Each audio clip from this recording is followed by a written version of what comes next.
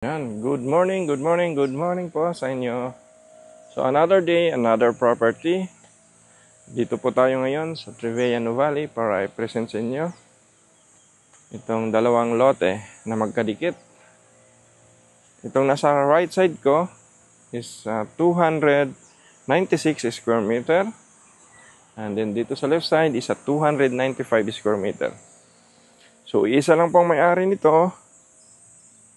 Pwede kang pumili kung ano ang gusto mo. It's either yung 296 or yung 295. So, ang property line nito na 296 is hanggang dito sa may poste. Itong poste.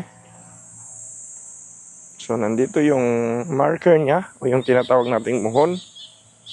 Tapos, straight doon hanggang doon sa may mga puno likod.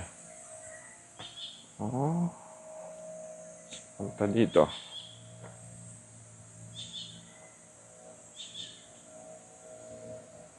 So, may marker pa to dito na isa. Possible ito.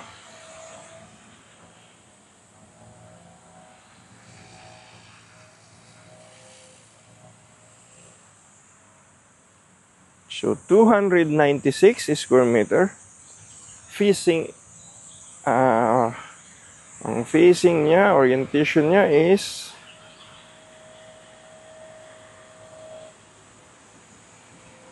facing northeast. Facing northeast. So nakaharap siya sa park, sa garden. Perimeter line, pero malayo siya. Hindi siya yung katapat mismo. May space pa. So, underground, wala siyang line ng kuryente. And meron na siyang puno ng mangga. So, ayan, ang ano niya, property. 590, 296, 295. So, mga nasa 591 square meter almost if dalawang property yung bibilhin nyo. But may option kayo, isa lang or yung dalawa. So northeast,